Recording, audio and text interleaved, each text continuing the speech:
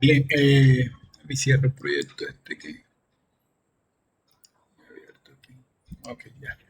Bien, vamos a mirar una cuestión que es lo que le había explicado la clase pasada. Creo que encontré el proyecto que lo hice antes de ayer, pero no lo encontraba.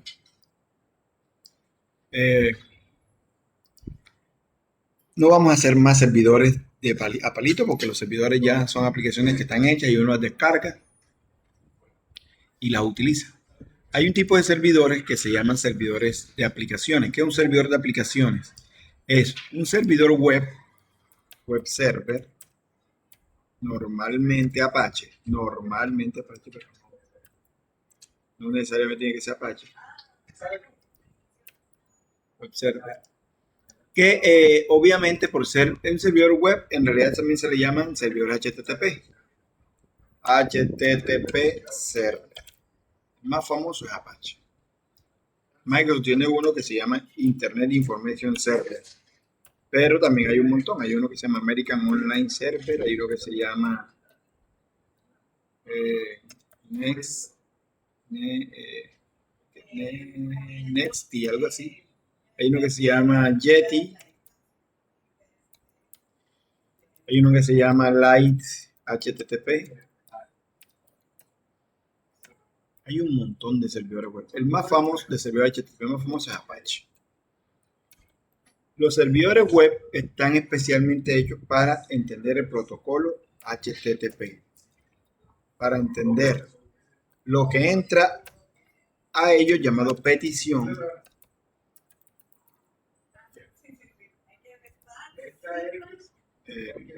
Normalmente se llama request o petición. Y lo que sale de ellos, que se llama respuesta, response. Básicamente están hechos para eso. Para programar, para atender peticiones y respuestas. Ahora, esas peticiones se hacen normalmente a través de una red.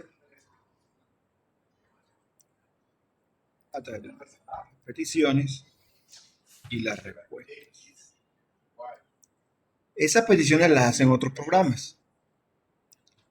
La mayoría de las veces las hacen unos clientes. Perdón, las hacen unos programas llamados clientes. Y así como existe HTTP Server, existen clientes HTTP Client, HTTP Client o clientes HTTP. Los más famosos, ¿cuáles son? Los navegadores o browsers.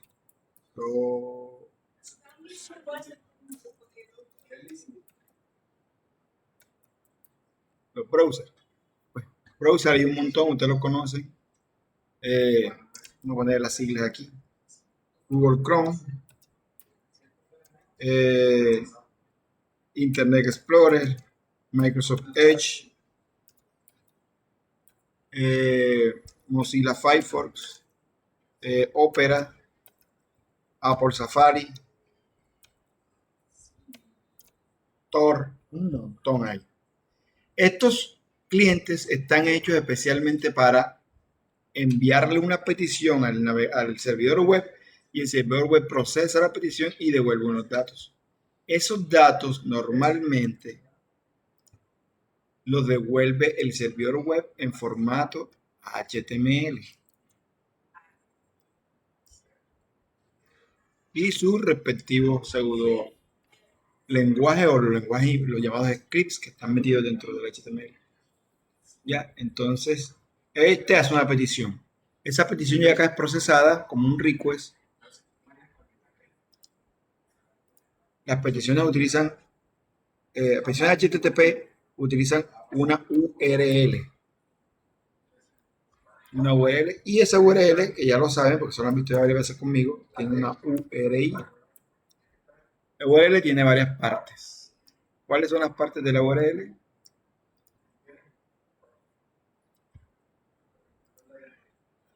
URL. Tiene 4 partes.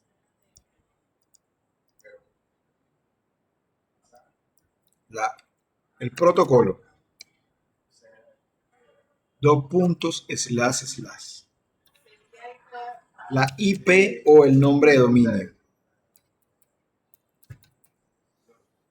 El puerto.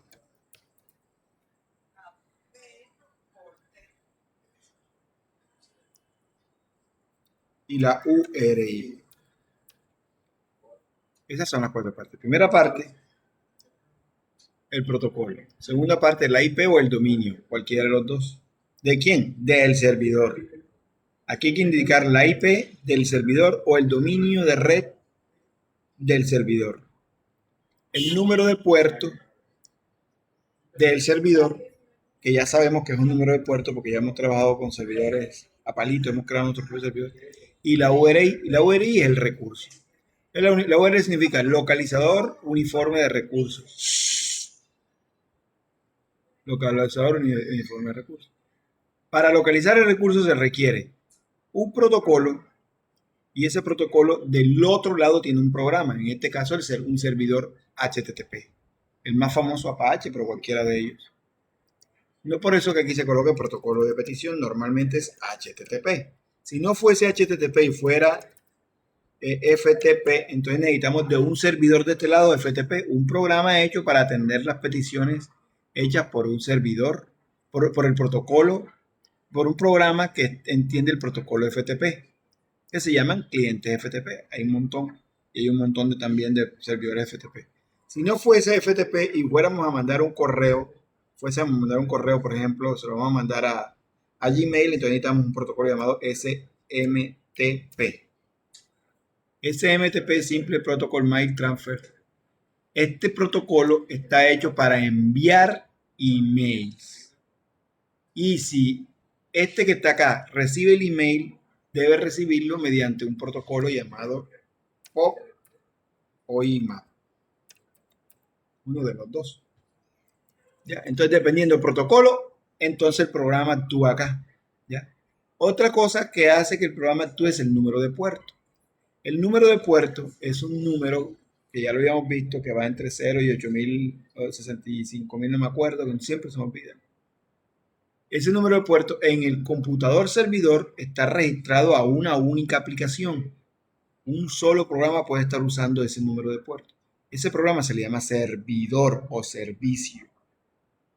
Bien, la IP es para poder decirle al protocolo IP que busque el equipo en la red.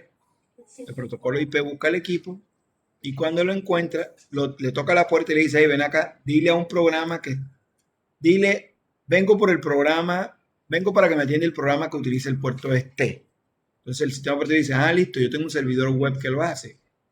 Servidor HTTP. Y si tenemos Apache funcionando, le dice Apache, mira, esta petición es tuya. Y Apache descompone o Apache o el servidor de correo que ustedes utilicen o el servidor FTP o cualquier otro protocolo descompone la URL en las cuatro partes que le acabo de decir y guarda cada parte en una variable. El puerto en una variable, el dominio en una variable o la IP en una variable, el protocolo en una variable y la URI. ¿Qué es la URI? Si este localiza el equipo en la red, esto localiza el equipo en la red. Esto dice cuál programa, esto y esto es lo que localiza la IP, el equipo en la red. Esto, junto con esto, determinan el programa que está en el equipo servidor que va a atender esa petición, el protocolo y el puerto. Y esto es lo que se requiere, identificador uniforme de recursos. El identificador uniforme de recursos es una ruta normalmente, lo más básico es una ruta, o puede ser una expresión. Hay muchas formas de colocar esto, por rutas, por paths, por acciones, por una cantidad de cosas ahí, por documentos. Esto le dice a este que está acá, y ven acá, lo que yo necesito de ti es esto. Procésame, atiéndeme esta petición que está aquí. Entonces él coge el servidor HTTP, sea cual sea, o el servidor de correo, o el servidor de base de datos, o el servidor que sea, va a recuperar la URI, porque en la URI va la información de la solicitud, en la URL. Entonces la solicitud incluye el puerto con el que se va a trabajar, el protocolo, y el puerto, lo cual identifican quién va a trabajar, quién va a atender del lado del equipo. El IP o el dominio para identificar al equipo en la red y la URI, que es la información que se requiere que procese. Entonces, o se entregue de este lado. Entonces, el servidor web recoge esto y lo parte. Suponiendo que aquí hay una ruta con un archivo. Ese archivo se le llama recurso. El recurso es el archivito que el servidor va a identificar en su carpeta, lo va a abrir, porque esto está programado normalmente en C, los servidores estos en Visual Basic, C Sharp, en cualquier lenguaje. De hecho, hay servidores HTTP hechos en todos los lenguajes de programación que conozco, hay uno por cada lenguaje. El más famoso es Apache, como les digo, y está escrito en C. Pero Yeti está escrito en Java. Yeti es muy bueno y es muy liviano. Hay uno que se llama Internet Open Server, que le había dicho, está escrito en Visual C++. Visual Basic, perdón. Entonces, él va a buscar el archivito normalmente en una carpeta que ellos tienen especial, los HTTP. Y con el archivito, el programa HTTP Web Server va a abrir el código del programa, lee cada una de las líneas y las manda de respuesta por acá y vuelve y cierra el archivito. No lo modifica, ni una coma lo modifica. Simplemente con programación el programa está hecho para abrir el archivito, encontrar contenido y devolverlo por acá y entregarlo. Ya, ese es el protocolo HTTP. Si lo encuentra, devuelve un código. El código es un código de estado que tiene dos palabras. Los códigos de estado tienen un código que, si lo encuentras el 200, acompañado de una palabrita descriptiva, normalmente OK en mayúscula. Okay. Quiere decir, encontré el recurso, te lo estoy entregando, todo está bien. Y pum, y lo envía. Si no lo encuentra, devuelve 404 con una pequeña descripción. Página, mayúscula, página, not found.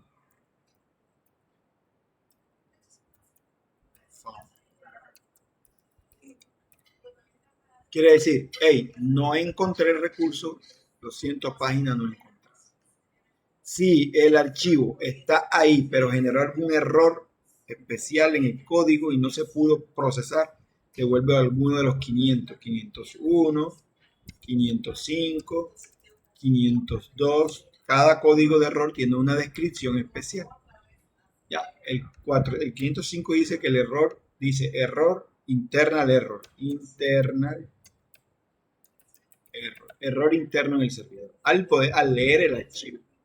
Ya, entonces él devuelve, y una vez lo devuelve, ¿qué hace el servidor? El servidor hace esto. Desconecta al cliente y no deja rastro de él acá. De hecho, una vez lo desconecta, si este vuelve a hacerle una petición, él ni siquiera sabe que el que le hizo la petición anterior fue el mismo cliente. No lo sabe. Para que lo recuerde, se requiere de una técnica llamada cookies y otra técnica llamada session. Eso lo vamos a ver después. Bien, entonces una vez lo desconecta, cuando quiera conectarse de nuevo, entonces otra vez le hace una petición URL con la URL, procesa la petición y devuelve el resultado y otra vez desconecta. Eso es un ciclo. Siempre va a ser así. El cliente web, el cliente HTTP hace la petición, el servidor la procesa y la devuelve con un código de respuesta. Dependiendo del código de respuesta, si es 200, encontró el recurso. Si no, pues devuelve el código y una pequeña descripción del código. Además de esos datos, en la petición se envían unas cosas que se llaman cabeceras, también dicen cabeceras de petición. Un montón de cabeceras de petición que ahora el caso no vamos a usarlas, pero son importantes. Como por ejemplo la versión del navegador que está acá, si es un navegador. La versión del protocolo HTTP que está usando la aplicación que está de este lado, el programa que está de este lado, el cliente. El lenguaje, si es un navegador, el lenguaje que está instalado, no el lenguaje de programación, sino el idioma. El idioma humano en el que está instalado, en español, francés, inglés, del usuario. ¿Sí? El motor de renderizado de HTML, como normalmente esto devuelve HTML, él le dice que el motor de renderizado, o sea, utiliza WebKit, utiliza el de, ¿qué se llama? El motor de Chrome, Chromium, si no me equivoco. No me acuerdo cómo se llama. ¿Ya que no me acuerdo? El protocolo, el motor de renderizado e intérprete de HTML de este lado. La capacidad de memoria que le dio la máquina virtual, el sistema operativo a este programa. Para que este que está acá le envíe las cosas por partes, no se las envía todo un todo y no se bloquee. El formato de imagen, un montón de vainas le envían los navegadores a los servidores web, HTTP. Los servidores HTTP responden también con unas cabeceras de respuesta. Dice, bueno, el nombre del programa que entregó la respuesta. Apache, Internet Information Server, American Online Server, Yeti, etcétera, etcétera, etcétera. La versión de ese programa también la envía. Y la versión del HTTP, que es este que está causando. Va por la 2 punto y pico. La versión del HTTP. También le envía la última vez que ese archivo fue modificado, el archivo que se está pidiendo por URL, la versión que la última vez que fue modificado, el tamaño de la respuesta también lo envía, el contenido, acuérdense que los contenidos están tipificados, type content, el tipo de contenido, si es HTML, texto, imagen, el tipo de imagen que se envía, un montón de cosas le envía el servidor web al navegador, que el humano normal no la ve, ni siquiera los programadores la vemos, pero sí las podemos acceder, podemos verlas por programación, los lenguajes de programación permiten hacer eso. ¿Ya? Bien. Esto es la programación tradicional, la llamada Web 1.0. Después, en la 2.0, le agregaron a los servidores web, le agregaron la capacidad de que fuesen apoyados por unos pseudoprogramas llamados CGIs. Es decir, le agregaron unos módulos. A los servidores web o los servidores HTTP le agregaron unos módulos, unos pequeños programitas en lenguaje de programación que se utilice, que le van a ayudar a este programa, a este protocolo, a este servidor, a procesar datos. Entonces, los servidores web no se conectan a base de datos. Los servidores HTTP o servidores web no procesan información, simplemente recuperan la petición, bajan, buscan el recurso, lo abren, lo leen y lo envían por acá. El usuario ahora hace otra petición y hace lo mismo. Si se requiere que esa petición envíe datos, el servidor HTTP no puede procesar esos datos. Para eso se crearon unas cosas llamadas CGIs o aplicaciones. CGI.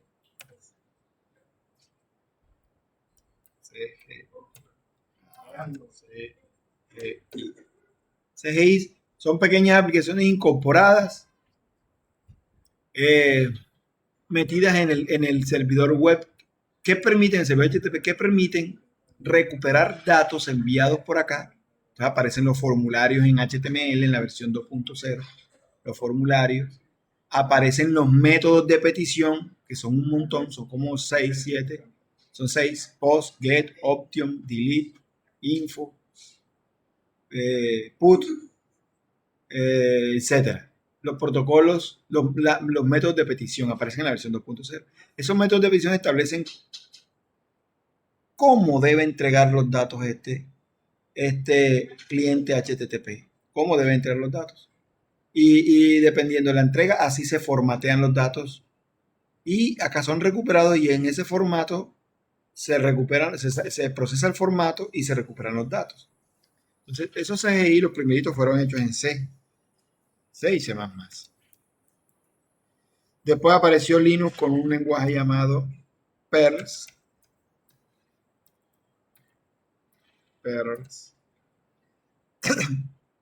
Después apareció PHP. Después aparece Java. Después aparece ASP. Después aparecen las mejoras de esos dos, JSF. Ese Java aparece con una cosa llamada Servlets. ASP aparece con una cosa llamada Scriptlets. ASP Script, que es Visual Basic metido dentro del servidor HTTP.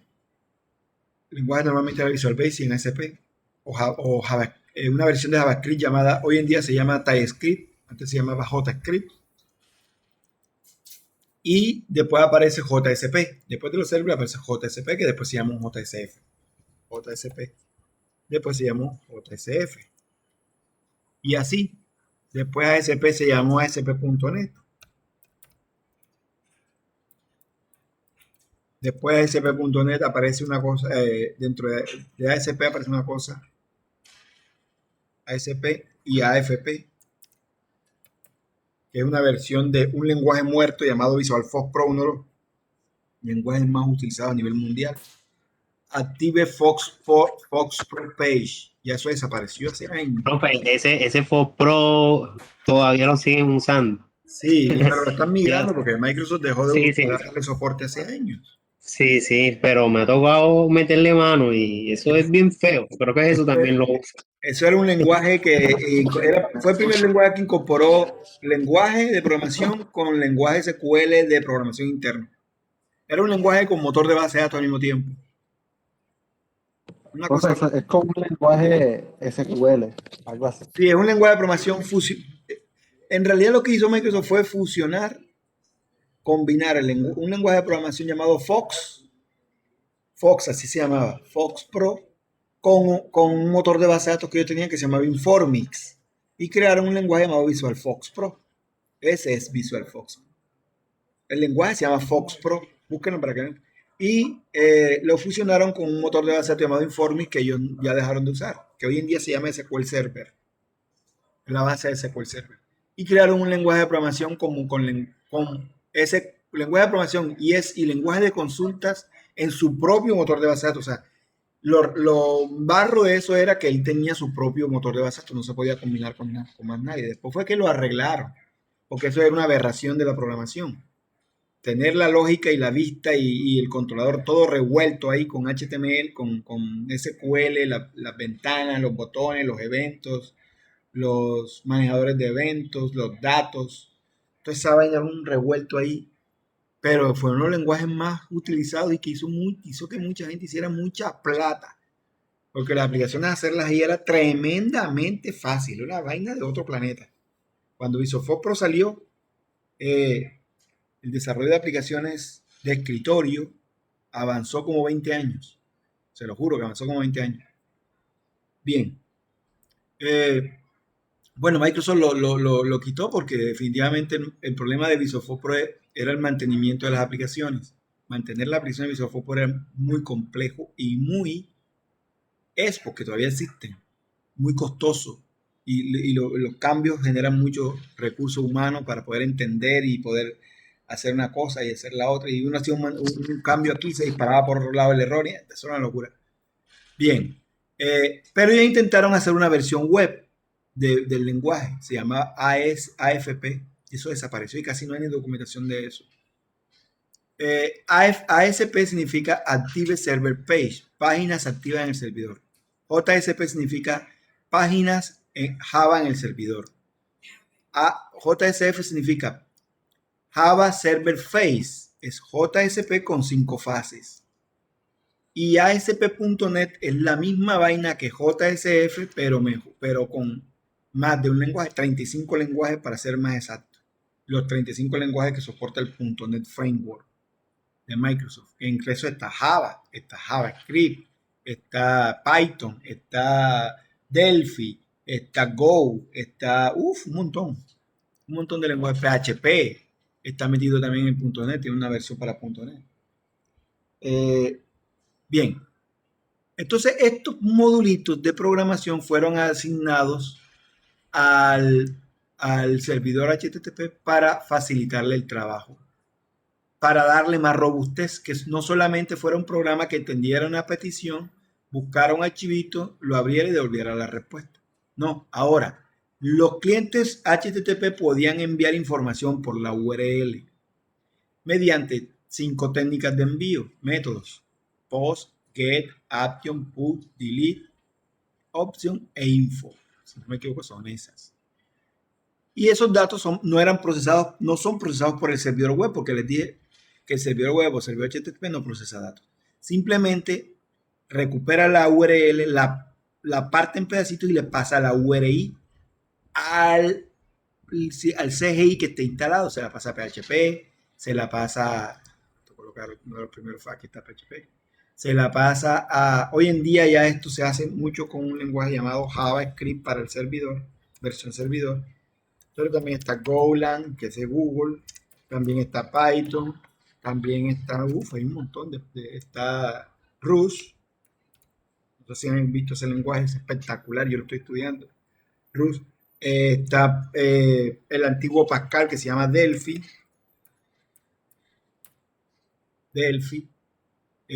Bueno, hay cualquier cantidad. C#. Una cantidad de lenguajes que hay aquí para trabajar del lado del servidor que dan, la verdad, verdaderamente hacen lo mismo. Uno tiene que saber cómo funcionan y cómo programar con ellos. Bien, entonces, el servidor HTTP procesa la URI, saca la URI y se la entrega dependiendo la extensión. Si es .py, se la entrega a Python. Si es .php, se la entrega a PHP. Si es .jsp, se la entrega a JSP. Si es .go, se la entrega a Go, se la entrega a Go, o se la puede entregar a JSP, porque también JSP procesa terminaciones Go.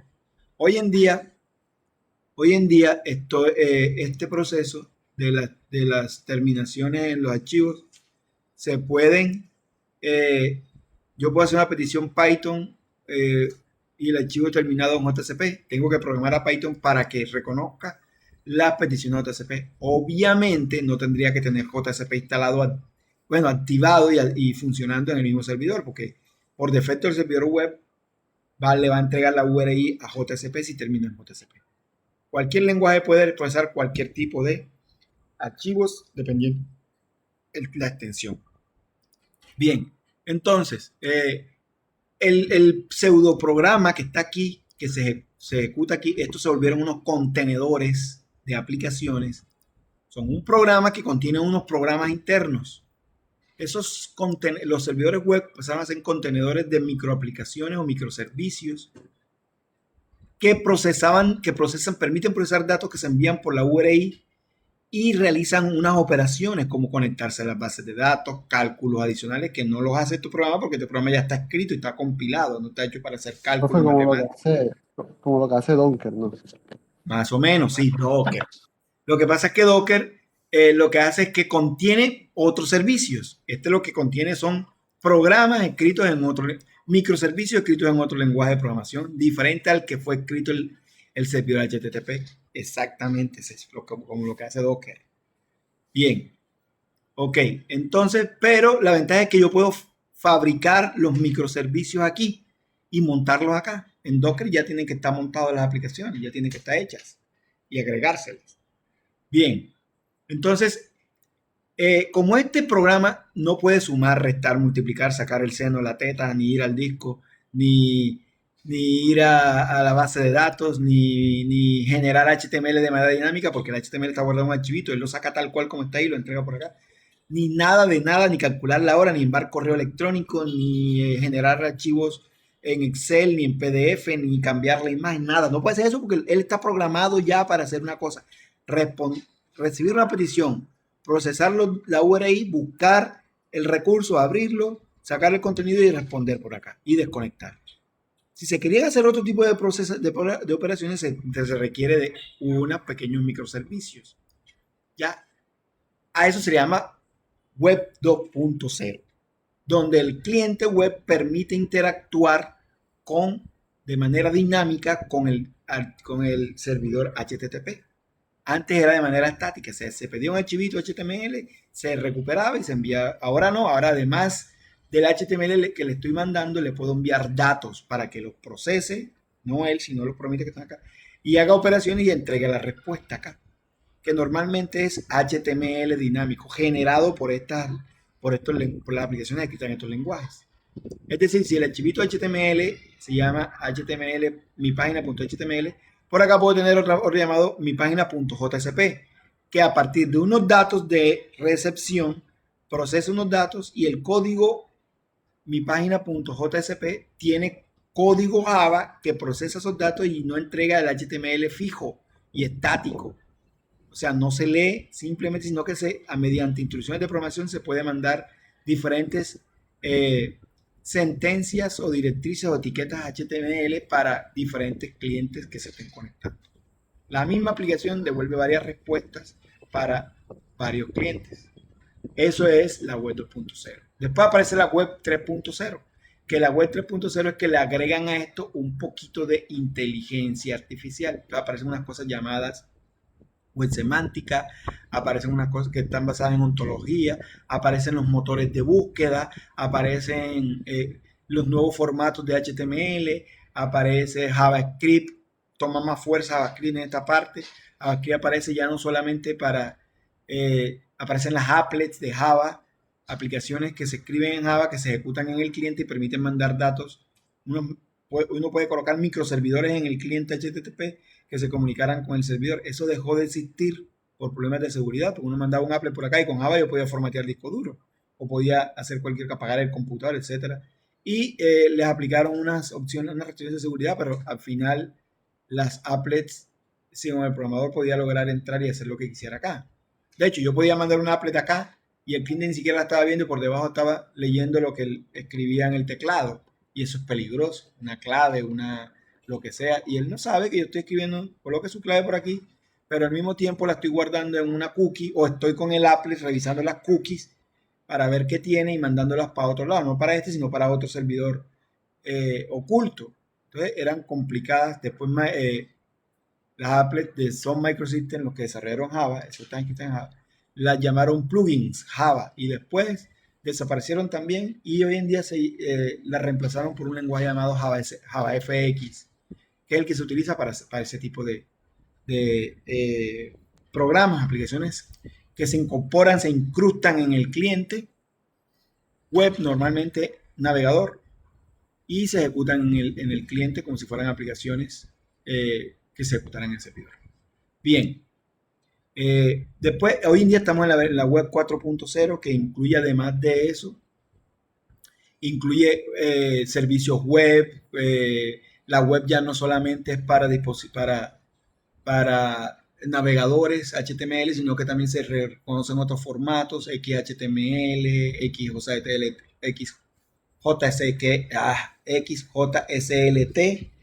SVG.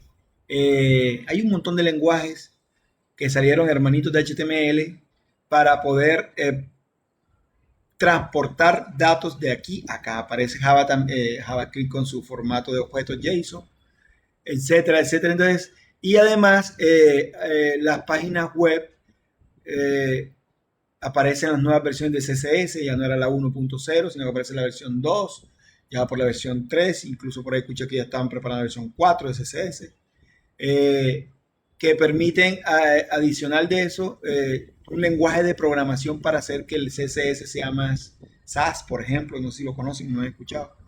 Es un lenguaje de programación para poder, dentro del mismo CSS, para hacer que el CSS todavía sea más dinámico. No es un lenguaje de programación que acceda a los recursos del equipo, sino a las etiquetas y algunas cositas del documento HTML que antes se tenía que hacer con JavaScript. Hoy en día ya todo eso está fusionado, aparece HTML5 con unas mejoras de unos defectos que tenía anteriormente, etcétera, etcétera, por la versión 4 del protocolo de la web.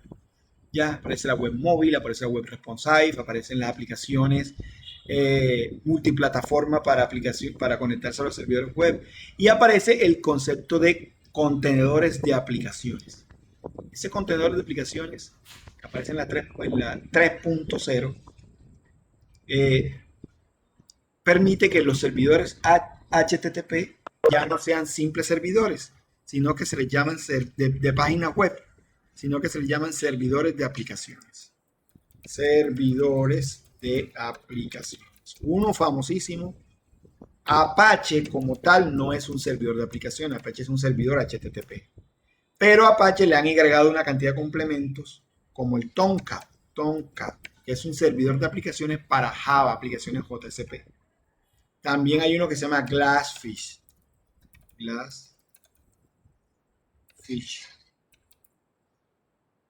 También hay uno que se llama Jetty de Java. También hay uno que se llama Internet Information Server, IIS Application Service. Hay otro que es el mismo Internet Information Service, pero permite que uno pueda colocar microaplicaciones en C, en Visual C, en C Sharp, en Visual Basic, en TypeScript, que es de Microsoft, para que lo sepan, ese lenguaje de Microsoft también. TypeScript, que es muy famoso y muy utilizado en lo que es frontend, todo lo que tiene que ver con frontend. Los frameworks nuevos lo utilizan, Laravel, todo ese poco de framework, Angular, todo ese poco de framework utilizan ese pseudo lenguaje basado en JavaScript, que cuando en realidad uno lo escribe y se interpreta, se genera JavaScript por debajo. Ustedes lo saben. De hecho, hay herramientas que permiten generar del TypeScript el respectivo JavaScript. Ok.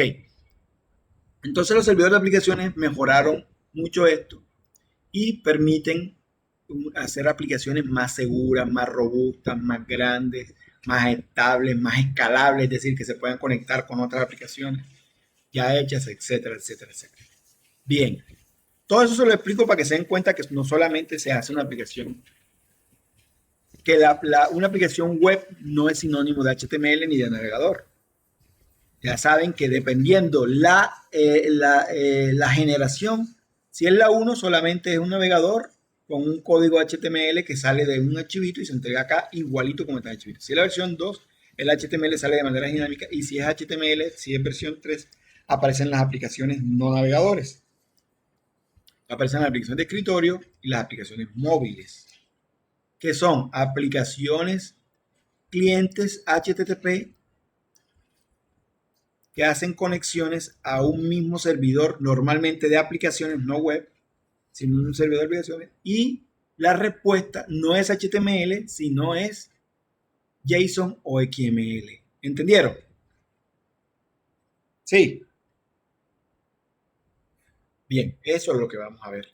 Hoy vamos a hacer una aplicación con varias tecnologías para hacer una aplicación de escritorio que se conecte acá, o de OS, que se conecte a la misma aplicación. La vamos a hacer web y la vamos a hacer de escritorio, para que se den cuenta.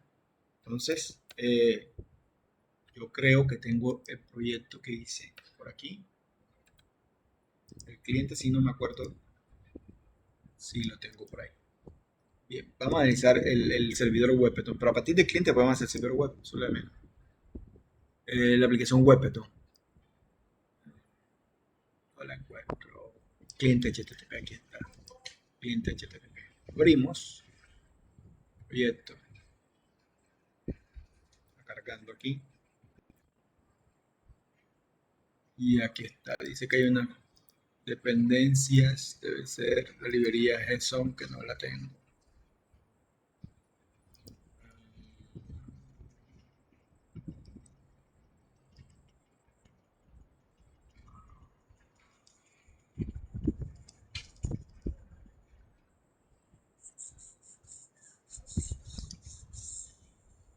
Voy a quitar todo esto de aquí.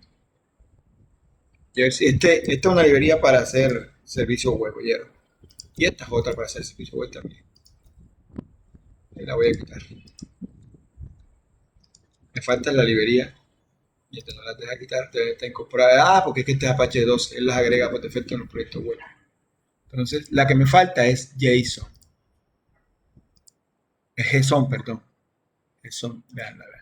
Clic derecho, resolver problemas. JSON. JSON es una librería de Google que está escrita en todos los lenguajes de programación y permiten procesar, generar objetos a partir de JSON en el lenguaje C, Python, C++, JavaScript, etcétera, o al revés, generar JSON a través de un objeto Java, PHP, C Sharp, JavaScript, Python, etcétera, etcétera. Es muy buena y es tremendamente simple. Esa es la que me falta. Entonces, después le agrego, voy a mostrar a quién la estoy pidiendo. ¿Qué hace esta aplicación? Esta aplicación tiene una ventanita que manda la cédula, el nombre y el email. Tiene un método llamado agregar y tiene un método buscador y un método eliminar. Vamos a mirar el método de agregar. El evento agregar, perdón, el botón agregar, es este que está aquí. Recupera los campos que están en el formulario. Crea un objeto de tipo persona, que está aquí. Veanlo acá. Me cierro esta vaina. Veanlo acá, persona. ¿Qué tiene persona? Tiene la cédula, el nombre y el email. O un simple archivito. Lo coloqué así por hacerlo lo más simple del mundo, pero saben que esto está malo.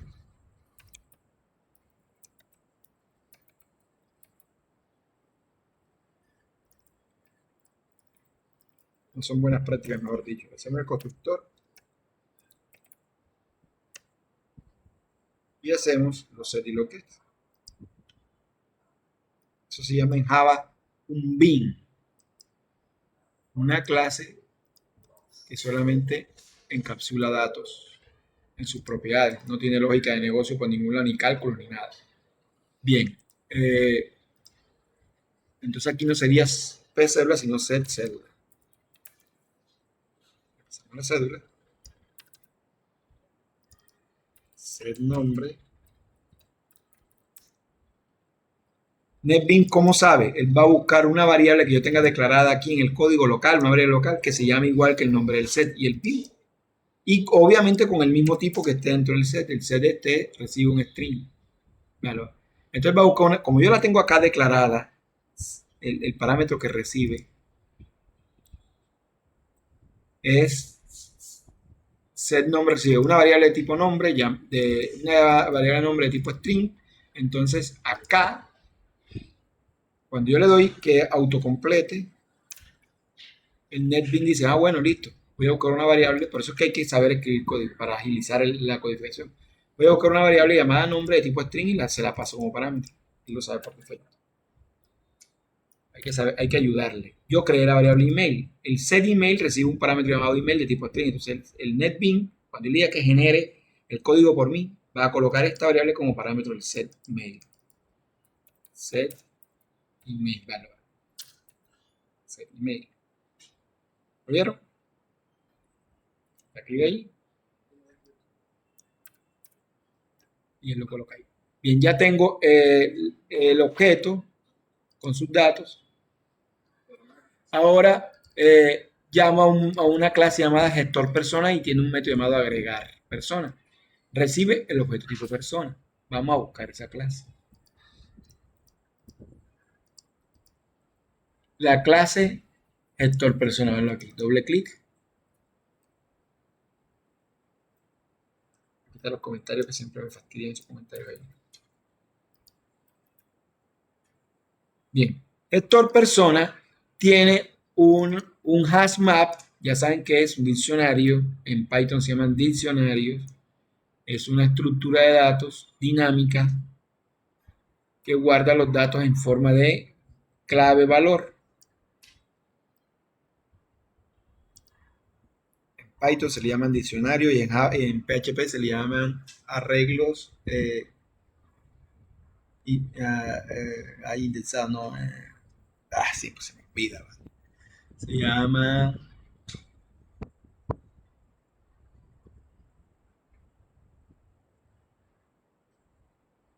arrays.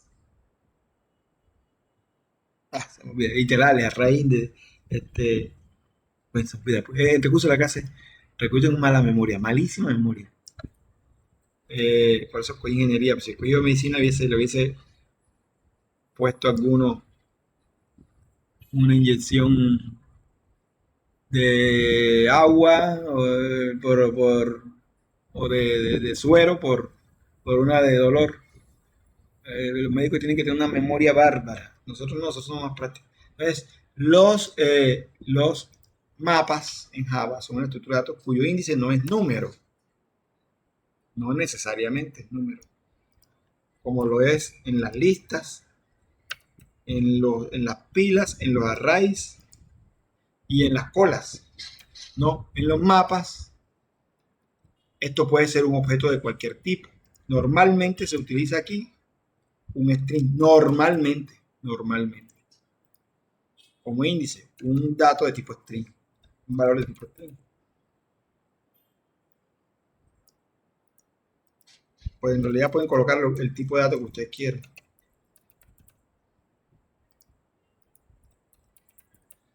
y aquí un objeto de cualquier tipo. Entonces en Java los objetos son de tipo object. Son la clase base de todos los objetos.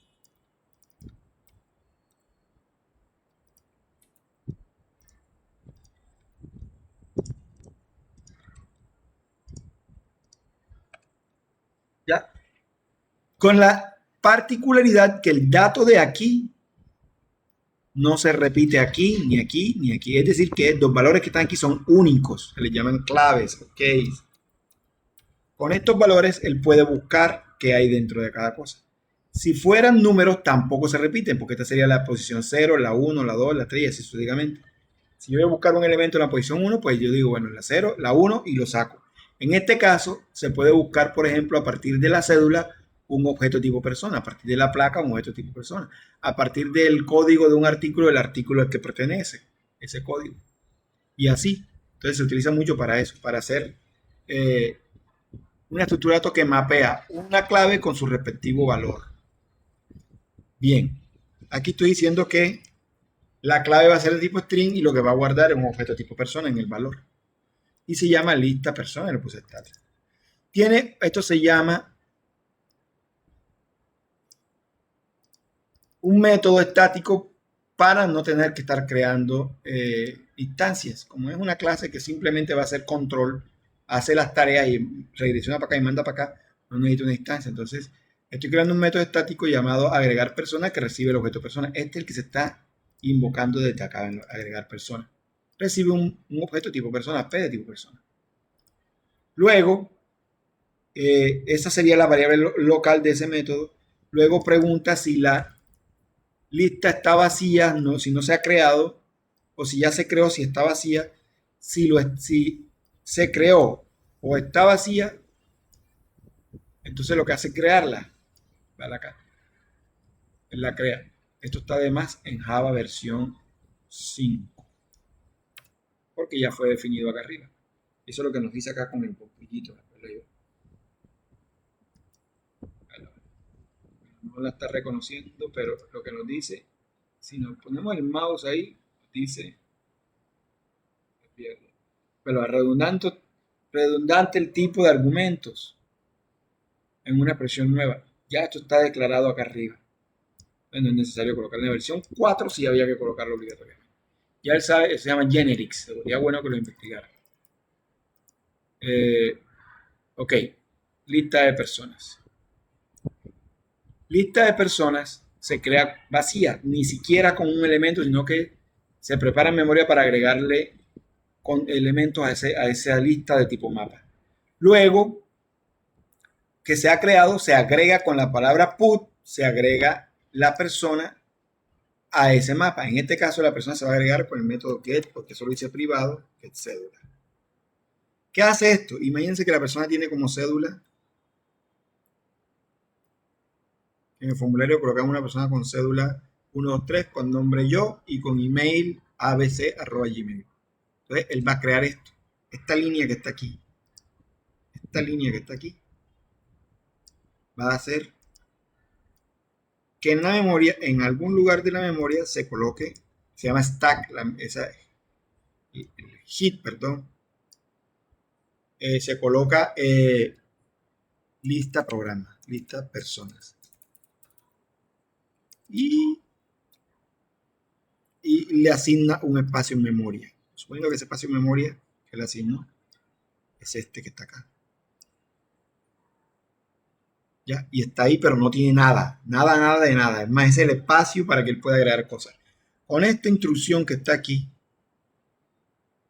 put, lo que hacemos es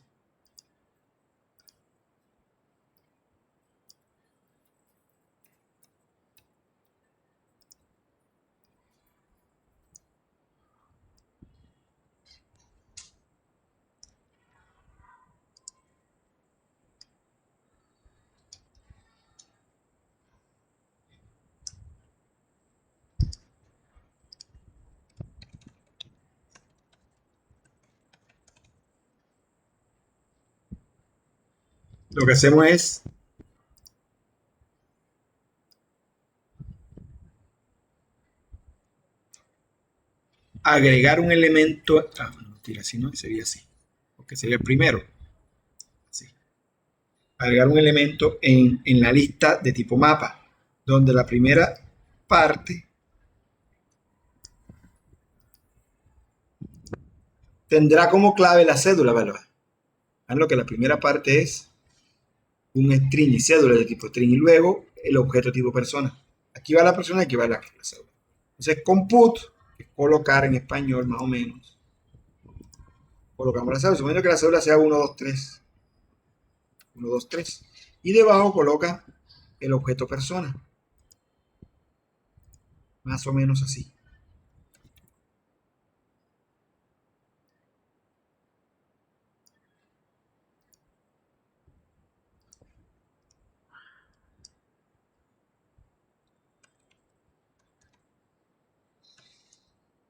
Si fuese notación JSON sería más o menos así. Perdón, notación JavaScript, no JSON, JavaScript. El JSON es diferente, un poquito diferente a los objetos de JavaScript. Cédula igual a 1, 2, 3. Y nombre es igual a John.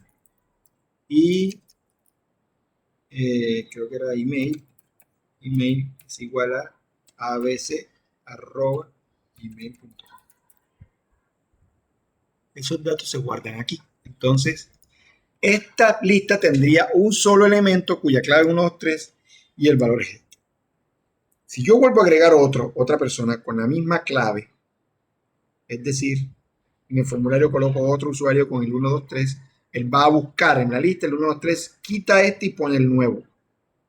¿Ya? Si le agrego uno con la clave 4, 2, 3, 2, 1, entonces él agrega otro. Él agrega otro. Aquí coloca 3, 2, 1, que sería la cédula del nuevo usuario, del nuevo elemento que se va a agregar, la nueva clave, y aquí colocaría los datos de esa persona.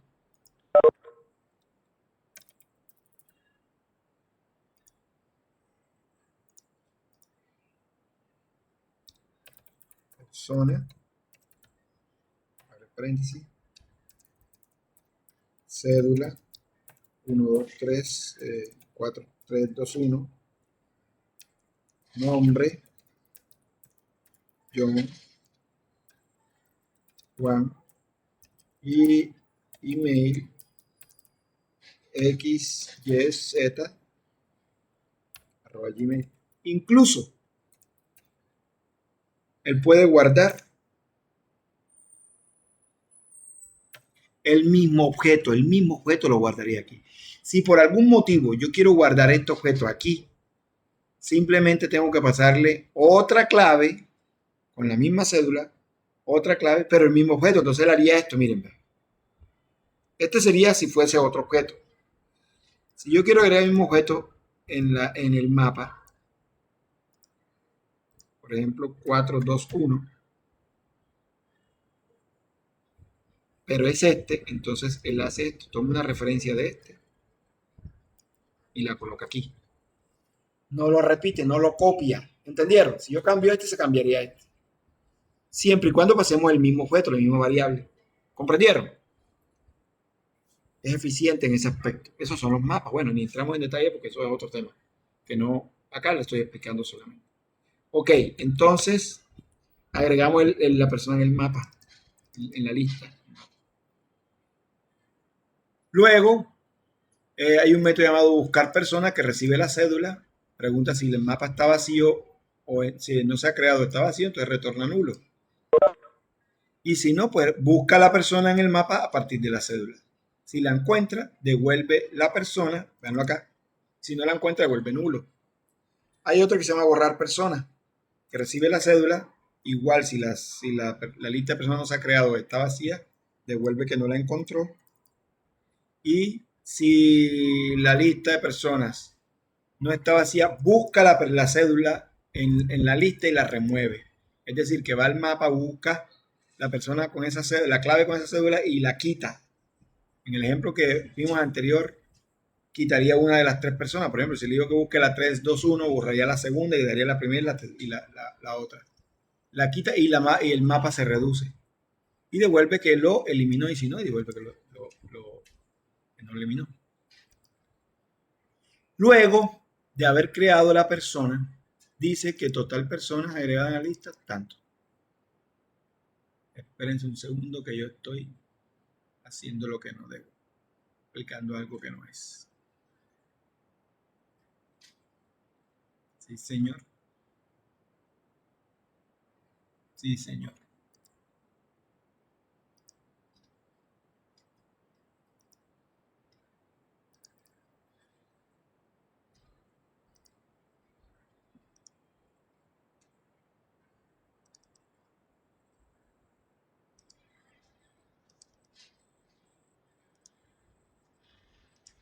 Que yo hice el proyecto este basándome en un ejercicio, es esta la que hace el trabajo.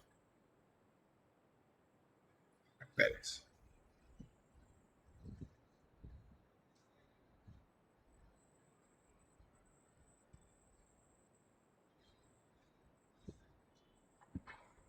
No, este no es.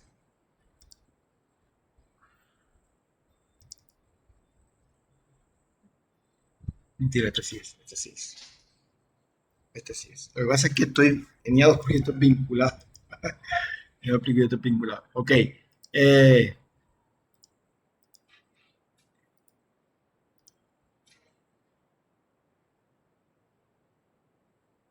Disculpen. Estaba explicando un proyecto que tomé como ejemplo para crear otro, pero este y este no tienen nada que ver con lo que estaba explicando. Pensé que lo había completado, pero no. Te voy a explicar este. Ya me di cuenta que esto solamente es para explicar estructuras de datos, mapas. Este es un ejemplito del que había colocado para hacer esto. Pero me va a servir por el formulario. Ya, ahora lo hago enseguida. De pronto no lo terminé. Ok, entonces miren. Tomen lo anterior como una enseñanza para lo que vamos a hacer ahora. Bien. Este programa, el main, define una URL de tipo string, era lo que le había explicado. Esto que está aquí lo creé en un servidor llamado WebHost, que la mayoría conocen y ustedes ya lo conocen. Está en internet. Veanlo acá.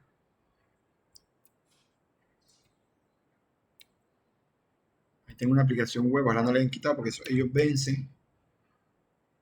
Ahí está. Bien. ¿Todavía? Ok. Este programita que está en PHP ahora dentro ahí, no me acuerdo la clave, pero me imagino que debo entrar. Deben de estar en el correo de la universidad. Este programita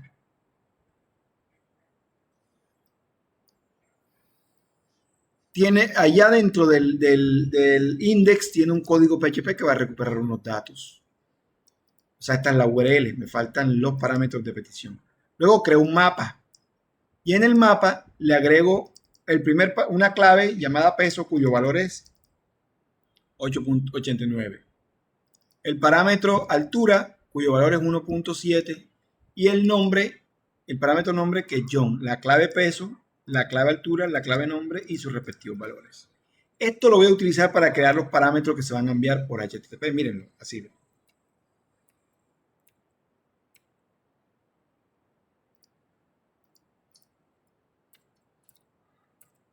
Peso igual, yo peso ahora mismo 82. Y altura es igual a 1.7. Esto me devuelve el IMC. Y el nombre es igual a John. Dice, va, ¿cómo devolvió? ¿Qué devolvió? Devolvió el. Ok, tu IMC es de 28.3. Debes perder peso. Esto es lo que hace esta aplicación. Recibe unos parámetros por ELL, los procesa y devuelve un JSON. Ahora, acá, ¿cómo hago que mi aplicación de escritorio, que la voy a modificar completamente,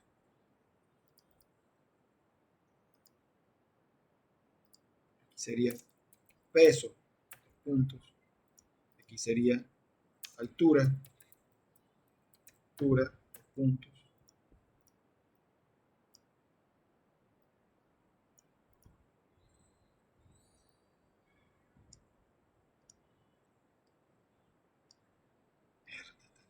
De Pixie me haga yo. Y el nombre, el maquillaje lo damos para otro día. Ahí.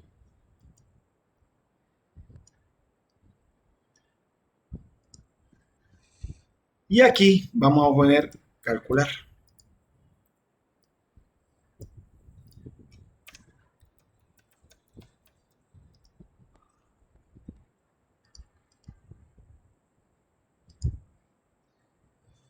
Lo voy a mostrar con un AutoAction Paint. Bien.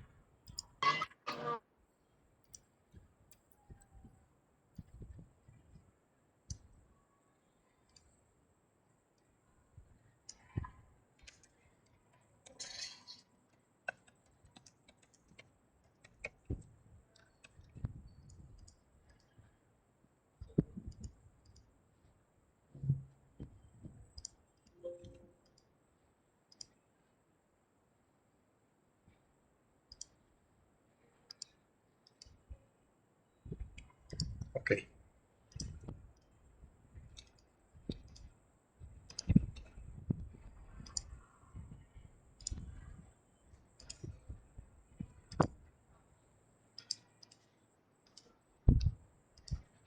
Ahí está. Voy a dar clic aquí. Botón calcular.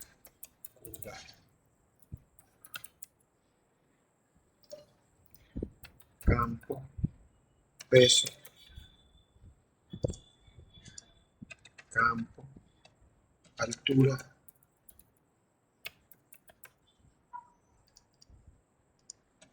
Campo. Nombre. Listo. Clic derecho. Eventos. Acción y Action Performance. Voy a borrar todo el código que estaba antes. Voy a tener esto aquí.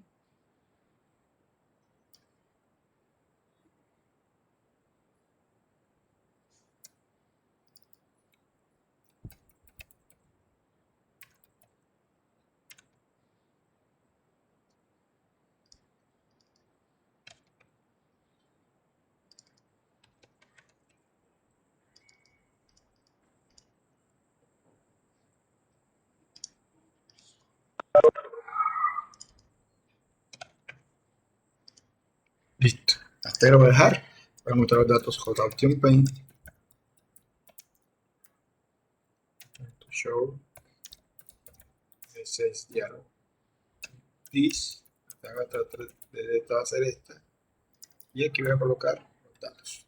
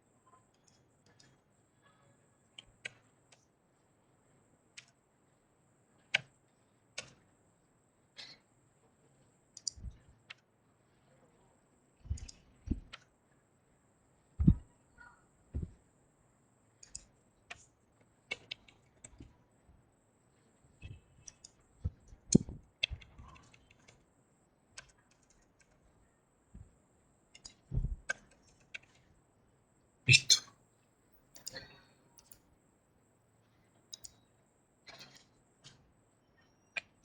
Ok. Vamos a cerrar esto que está acá. Esto.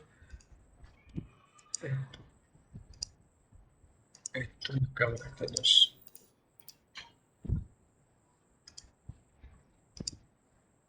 Bien. Ok. Entonces, la idea es que cuando yo dé clic aquí, coja los datos y los mande a la aplicación esta que está acá. No necesitamos mirar qué hace. Ya sabemos que recibe peso. Necesitamos le pasamos altura y le pasamos el nombre y él devuelve el IMC que tengo. Y dice si perdió o no peso.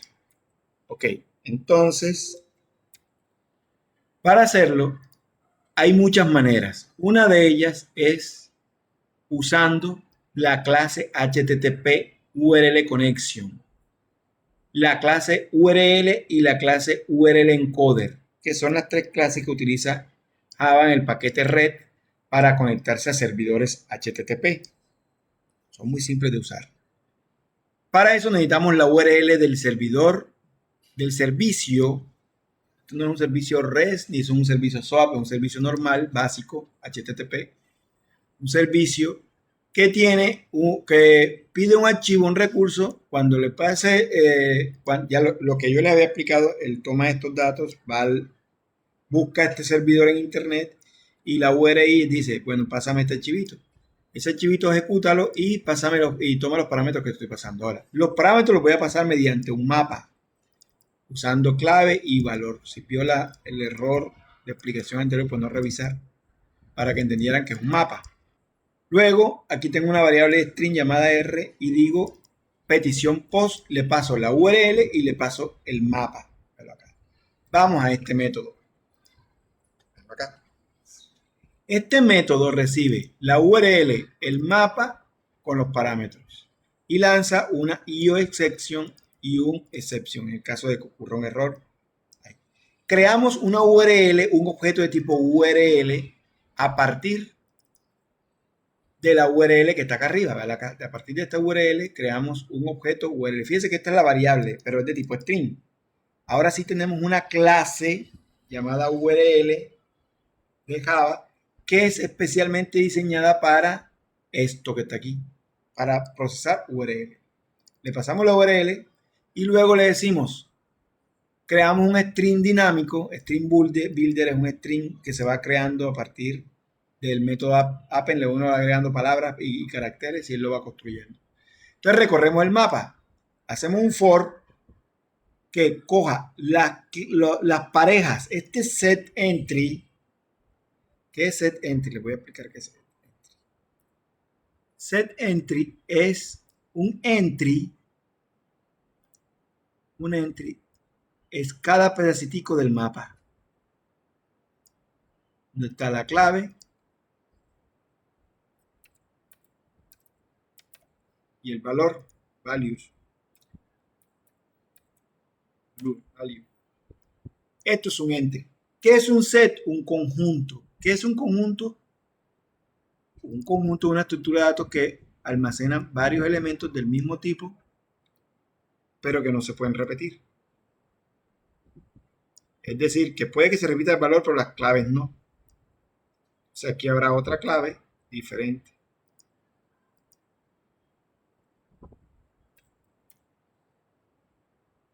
Esa es la clave 1 y esta clave es el valor.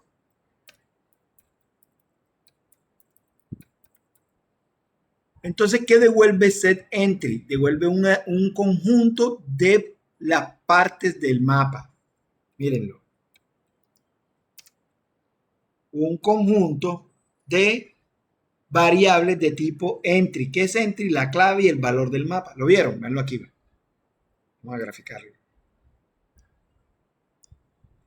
Este es el conjunto. El set.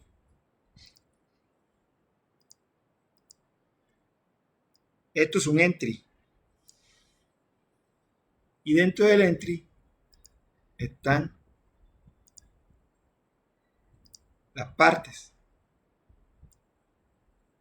La clave y el valor. Entonces,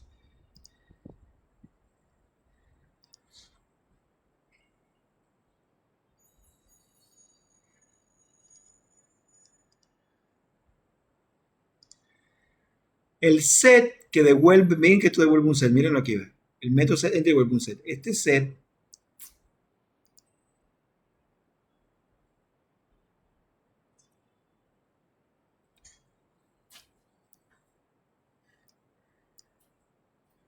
pega el mouse, está pegado el mouse, está pegado.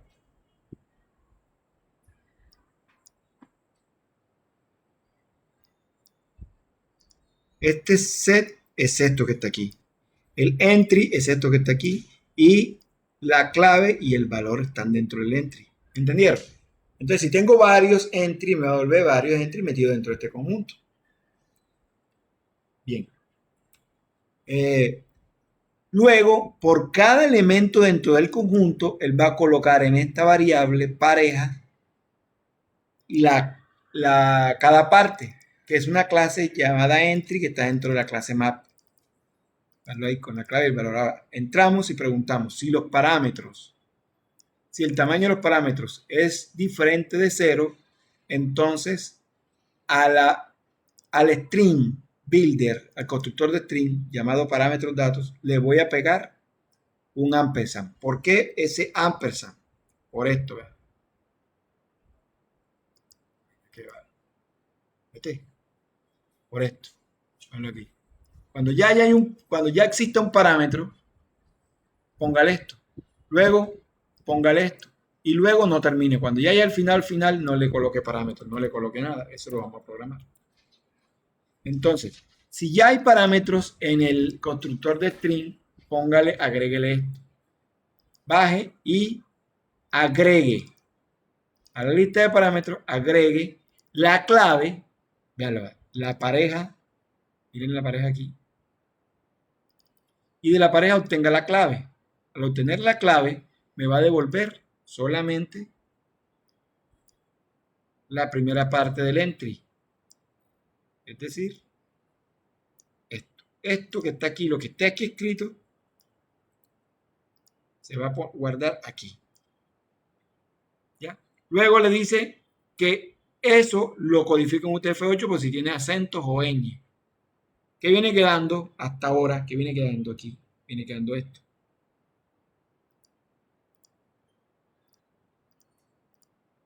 Suponiendo que la primera clave es peso. El primer parámetro. El primer parámetro es peso, aquí dice 1.82 kilos. Bien, entonces de este entry va a coger la clave y la pone aquí. La va a agregar a este objeto que es un string, pero especial. Y lo agrega al final. Append agrega al final. Pero esa palabra peso se va a codificar para que sea compatible con URL. Es decir, que si tiene espacio, si aquí dice P espacio SO, él lo codifica. Acuérdense cómo se codifican las URL en HTML, que le coloca porcentaje F12 para los espacios, porcentaje 10 para no sé qué, etcétera. ¿Se acuerdan? Y esa codificación que sea UTF-8. Luego baja y le coloca al igual, entonces, y quedaría así, ¿verdad? Peso, ya le agregó peso, y ahora le agrega el igual, véalo acá. Y ahora dice, obtenga el valor de la pareja, vean la pareja aquí. Vean la pareja aquí. Viene del conjunto del mapa, que le había dicho. Esto tiene clave y valor. De la pareja obtiene la clave, que es esta.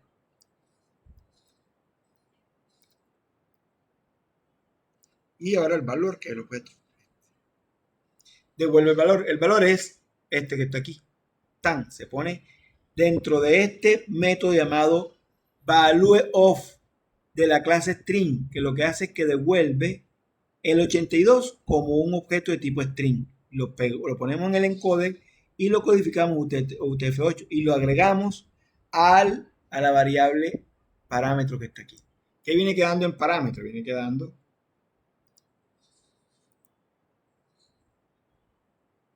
$82. Así. Sin espacio y nada, pegadito. Ya, luego termina el for y sube. Y dice, bueno, devuélvame aquí la otra clave que existe acá, la otra pareja. Entonces, la otra pareja viene con el peso, porque eso lo agregamos ahí arriba, con el peso, con la estatura. Entonces, entra y dice, ya hay un elemento en los parámetros, sí, ya el parámetro no está vacío, tiene más de un carácter mayor que 0, diferente 0. Entonces, cuando es diferente 0, le agrega esta cosita que está aquí. Le agrega esto. El peso es 82.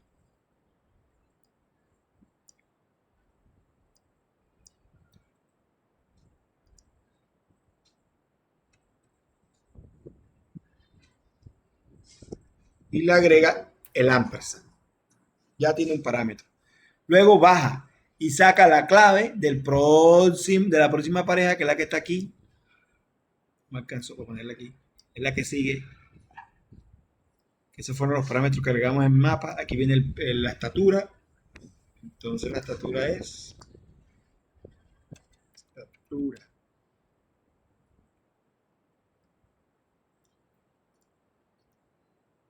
1.7. Entonces toma la clave, que sería estatura, y la pega y la codifica, se la pega, se la agrega al final de este string y la codifica, velo acá. Entonces coloca, después del ampersand aquí,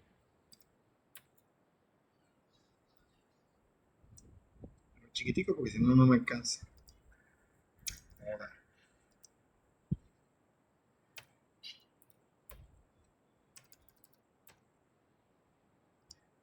Ay, pero ¿qué le pasa a esta porquería de mouse?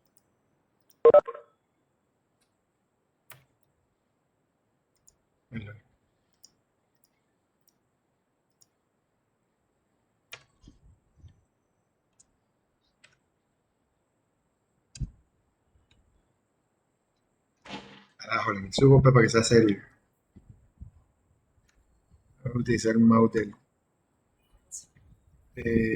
computador. Me saca la piedra, serio, me saca la piedra. Pero no es el mouse. Bueno, vamos a darle ahí. Y le pega el ampersand. Le va a pegar ahora la clave. La clave es estatura. Estatura. Y le pone como igual. El igual, ¿verdad? Aquí, y después le pega el peso a la estatura, que sería 1.7. 1.7. Quedaría más o menos así.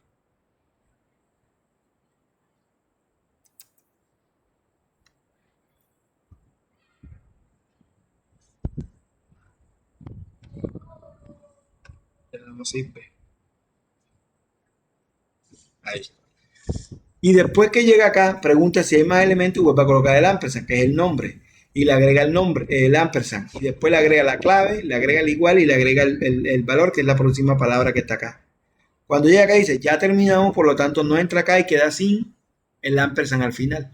Queda armado los parámetros tal como los recibe. Tal como lo recibe el servidor web. Peso, 82, altura igual, nombre igual yo. Esos parámetros se pasan aquí. Ahora, los parámetros los convertimos a bytes con el método toString.getBytes UTF-8. Luego, aquí están parámetros codificados. Luego, con la variable URL, establecemos una conexión hacia el servidor. Esta es la que hace la conexión. Esta línea que está aquí, Open Connection. ¿Qué hace eso? Es como si hiciera esto.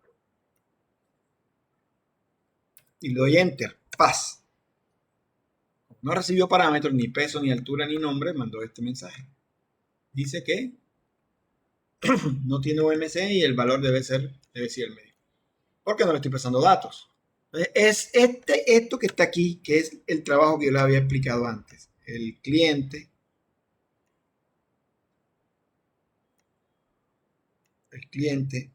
El servidor,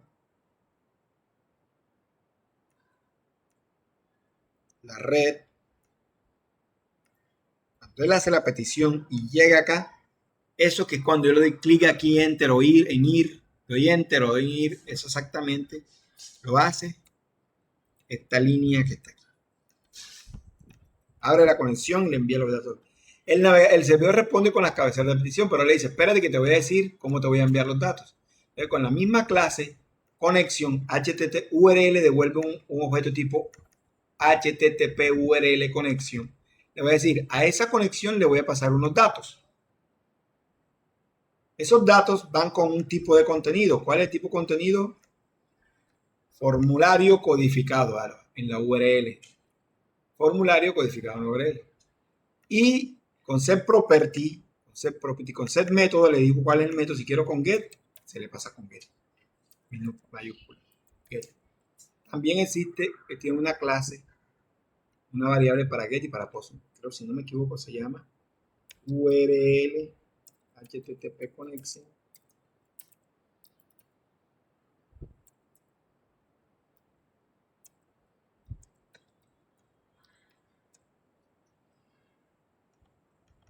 Y una variable para cada protocolo. Post. No. HTTP post. Aquí está. Ay, método. Conexión. No la encontré.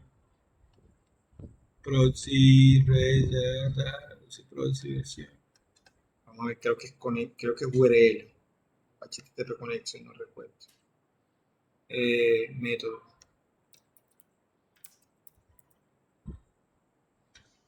No, esto no es.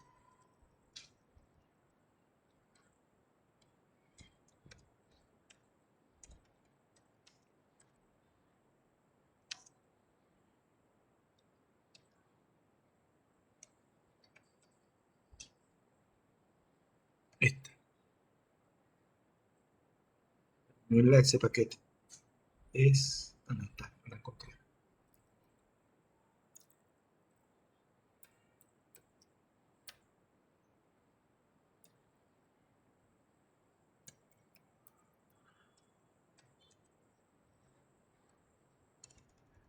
Mi madre que yo. Hay una que se llama conexión.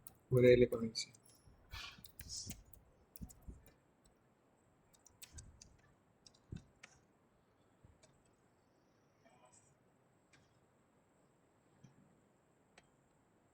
No está.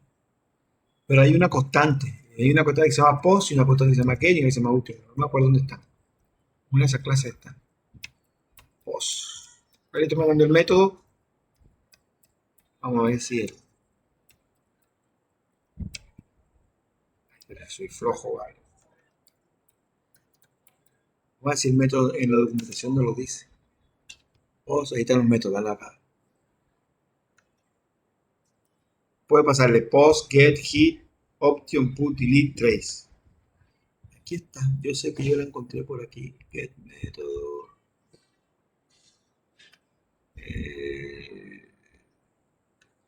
Aquí. URL conexión.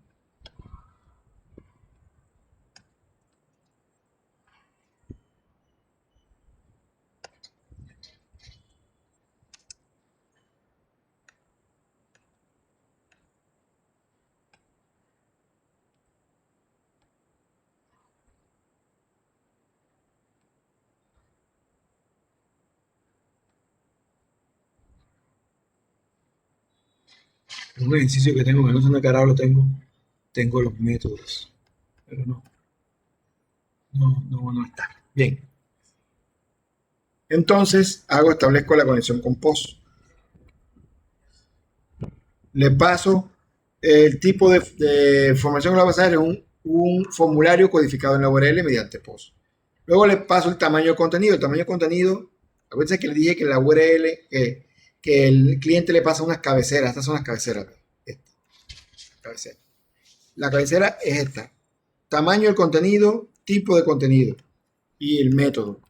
El tamaño del contenido va a ser el tamaño de los parámetros, que en realidad es este arreglo que está aquí.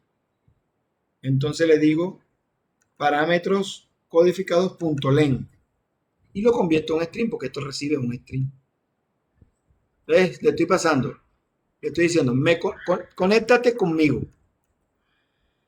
Mediante post te voy a pasar el contenido mediante, codificado en la URL.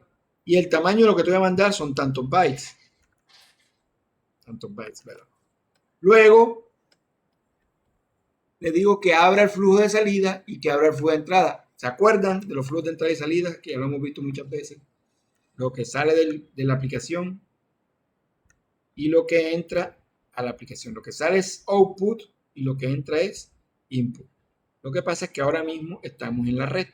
Aquí, van a pasar por la red, allá el servidor recupera como un input procesa y devuelve como un output que acá se convierte como un input en la aplicación esta. Y luego le escribo los parámetros, ¿vale? Con el método write de la clase getOutput, que es de tipo outputStream. Acá.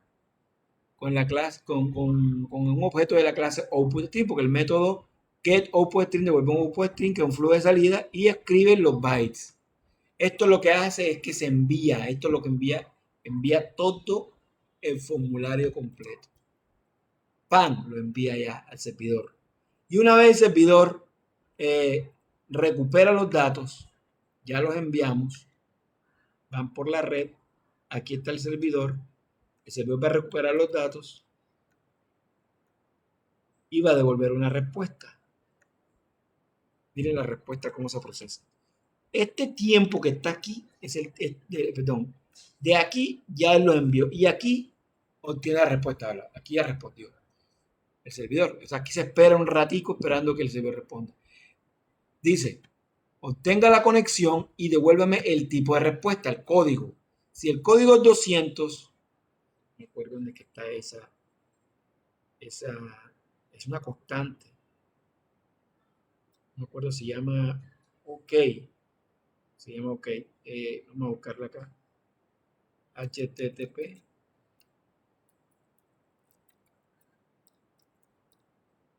URL. Conexión. OK, respond. Code, OK, 200 code. OK, ven aquí va. ¿Sí lo vieron? Ese que está aquí. Si la respuesta es el código 200, yo le agregué aquí 200. Pero es más elegante colocarlo así. Ahí debe estar el método, lo que pasa es que no lo hemos leído bien. De hecho, si quieren entrar a la documentación, siempre sabe la clase. Le colocan aquí. Page phone también está.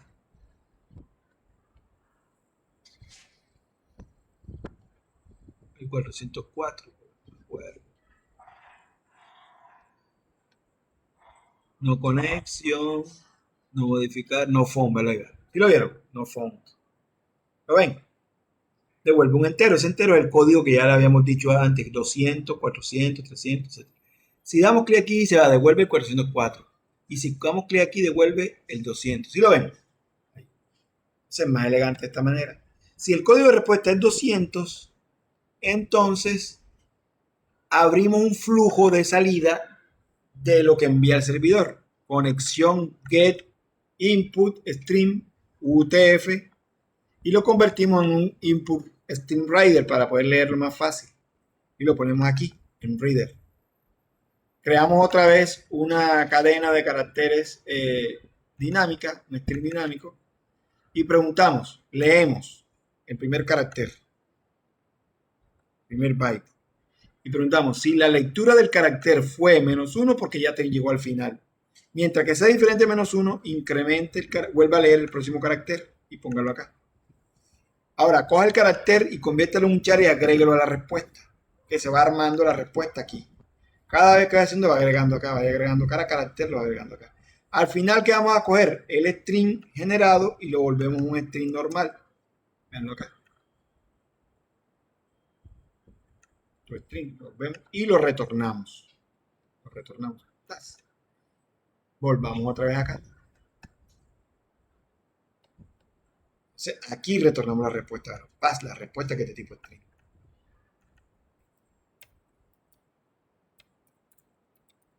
Ahora sí, creamos el JSON. Vamos a buscar la librería.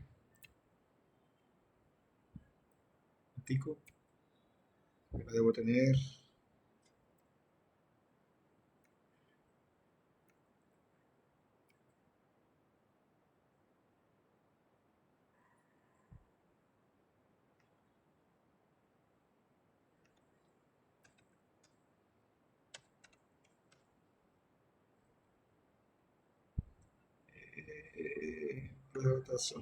Creo que aquí no está. Creo que sí, aquí. Yo la tengo en algún lado.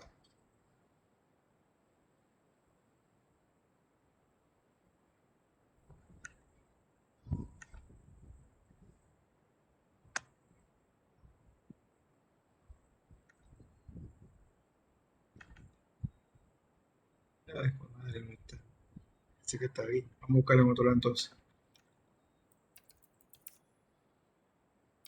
JGSON, que escribí mal. Escribí mal, por eso fue que no lo encontré. GSON. JSON, GSON. GSON. Me va a aparecer la librería porque yo la tengo guardada en algún lado. Verla aquí. Listo. Nos la cargamos.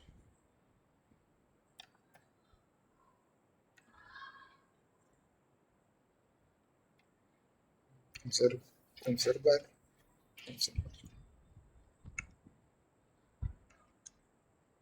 Verla aquí. Ahora esa librería la vamos a agregar al jar. Al proyecto. Entonces, para que se vaya de ahí. Llegamos acá. Nos colocamos en librerías. Clic derecho, agregar al proyecto. O decimos resolver.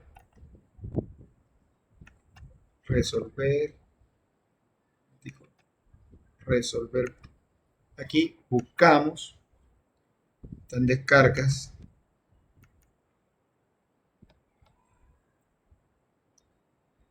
Archivo, porque no estás aquí, mi amor.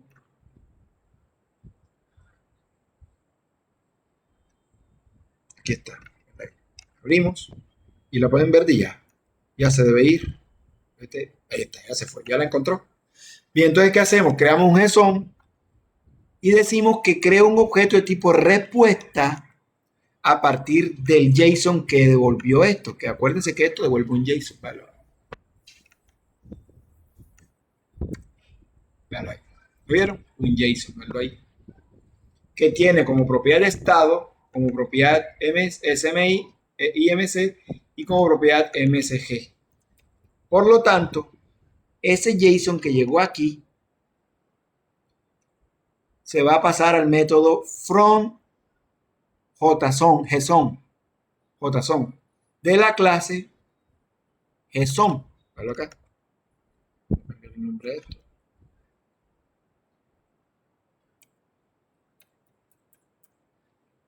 JSON tiene un método llamado def de JSON.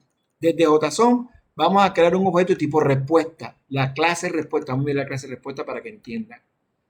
Respuesta va en la cara. Miren esa clase. Tengo un mouse y no se pidió más así. Esa clase que tiene string estado, string mensaje IMC y string dice la batería se está acabando y string MSG.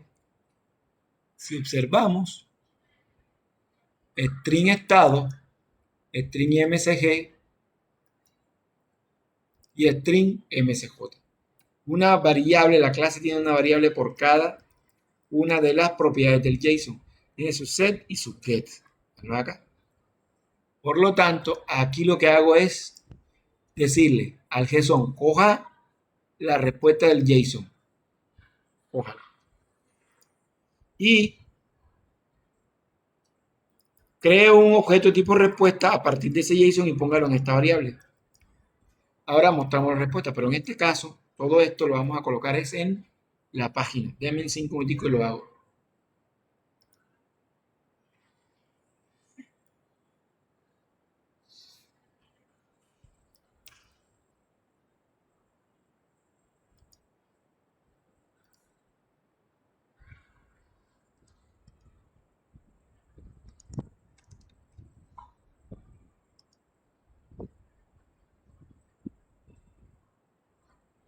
Este método no va aquí. Un segundito.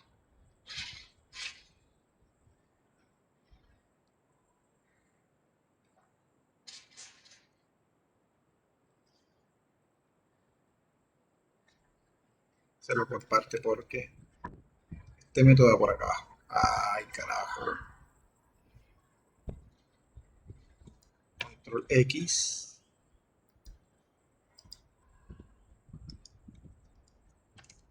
Ahí importamos todo lo que necesita. Ahí está. Y esto que está acá es lo que va a ir dentro del botón. Aquí, cortamos, ya se va a apagar el mouse.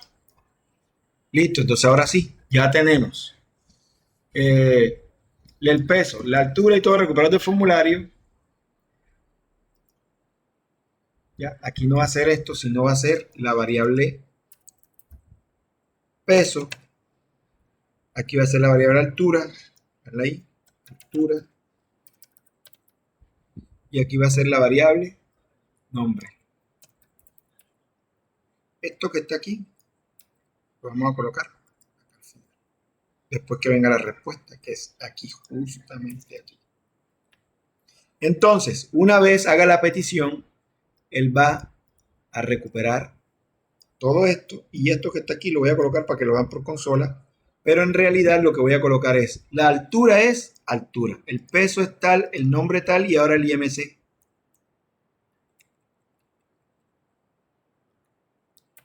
Con esto terminamos. IMC es lo que quedó en la variable res, que lo devuelve este que está aquí, este parámetro del JSON que está aquí.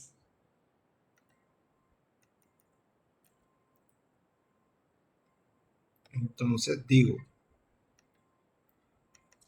res.getIMC más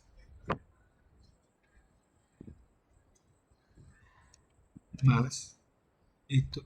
Y ahora el mensaje.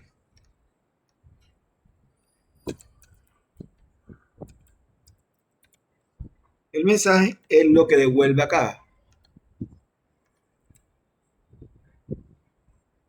Es lo que devuelve aquí. Debe perder peso.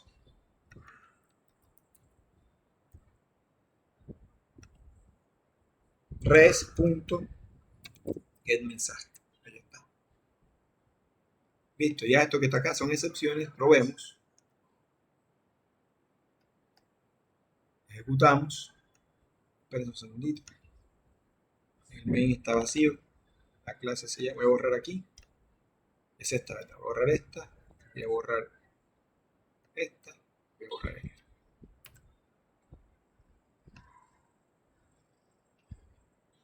Me quedó esta. La clase principal. Ok, ya. Listo, entonces ya terminamos. Ventana. Existe, porque no existe. Es agregar usuario. Voy a cambiar el nombre a esa vaina.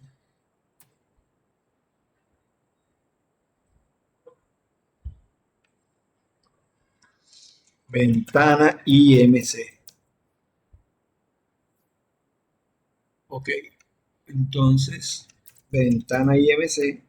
B es igual a new ventana IMC. Punto y coma. B.set location relative to, centro en ningún lado, que se coloque en el centro de la pantalla.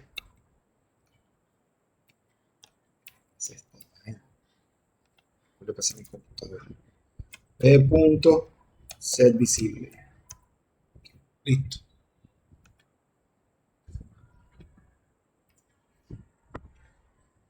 Aquí hay un error. A ver, el error. No hay ningún error. Dice que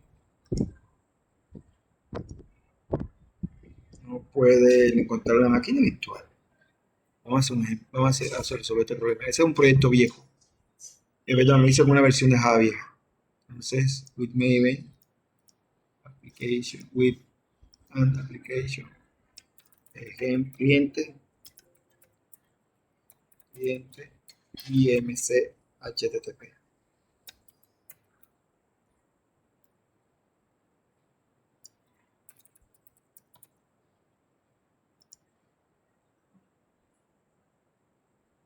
Ok. Control y lo pegamos aquí. Clic derecho, pegar. y refactorizar el código. Listo. Aquí por el JSON, por el JSON. Venlo ahí, JSON, no lo encuentro, esto hay que agregarlo. Vamos a cerrar este. Derecho, cerrar. Y nos quedamos con este y le agregamos la librería. A library. Y buscamos la librería, perdón, add project, add jar. Buscamos la librería. Aquí. Esperemos que cargue. Ya cargó. Debe irse el código del error. Váyase. Ya está. Ahora sí ejecutamos. Pero ¿qué pasa con el IMS? Con el paquete cliente no existe. HTTP.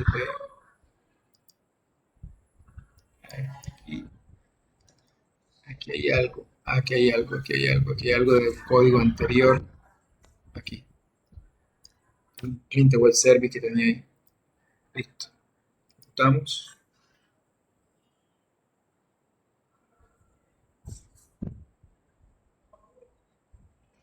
Ok. La ventana no la hemos creado. El principal quedó vacío. Entonces,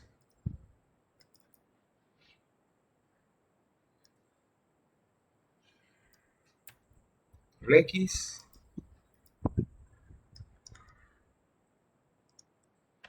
Control B. Listo.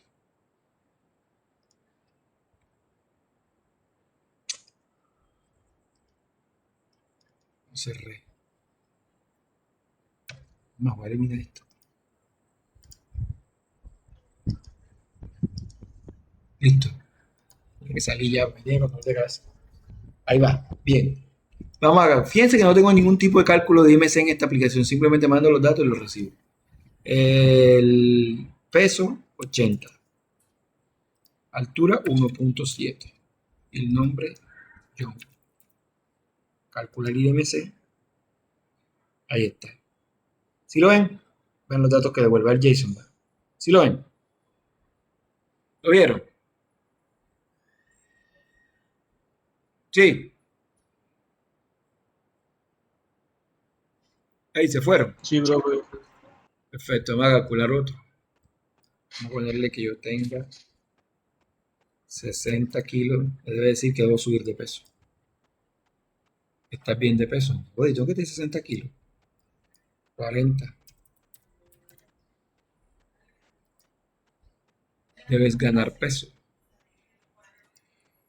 55. Estás bien de peso. No, ahora quiere que me desaparezca. Bien. ¿Lo vieron? Ok, vamos a ponerle aquí 1.89. Debe decir que debe subir de pie. Debe ganar peso. Menos como 70 kilos. Para que esté bien. Estás bien de peso. Vamos a ponerle 90. Debe decir que debe bajar de peso y vamos a ponerle lo que está obeso. 120 kilos. Debes ir al médico, ¿verdad? ¿Vieron cómo se conecta una aplicación web de escritorio? Igualito como lo hace una aplicación web, pero no recibe HTML, sino que recibe JSON, ¿verdad? ¿Lo vieron? Ahí están los JSON. ¿Cómo se procesa el JSON con JSON, que facilito? Bien, tomen como base el proyecto y para la próxima clase hacen el mismo ejercicio que hicieron. Bueno, el chat aquí no sirve. Sí sirve. Yo lo puedo hacer en la próxima clase, pero no es tan eficiente como si lo fuera con Socket. ¿Por qué? Porque un chat aquí es así. El cliente, el otro cliente y el servidor. El cliente responde y este servidor le responde a este cliente, no a este. Este le manda un dato al servidor y el servidor le responde a él. Para que este sepa que le respondió, tenemos que guardar los datos que este mandó en algún lugar y hacer refresqueo de aquí para pedirle los datos y los muestra acá. ¿Entendieron? Este sería un chat. Sí me explico, pero toca hacer refresqueo aquí. Ya. Ahora, si aquí colocamos, en vez de HTTP, colocamos En vez de PHP colocamos, por ejemplo, use expression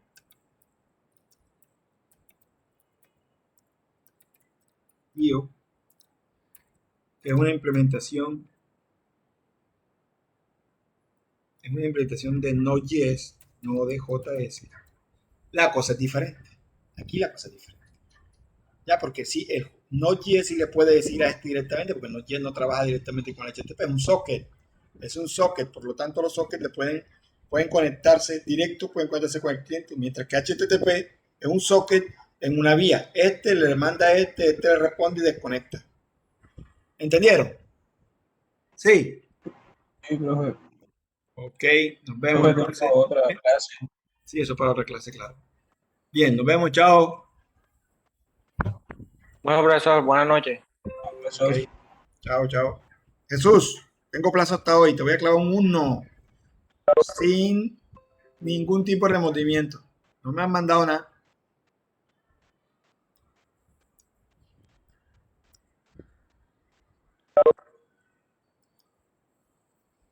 Ni está conectado, pues ya.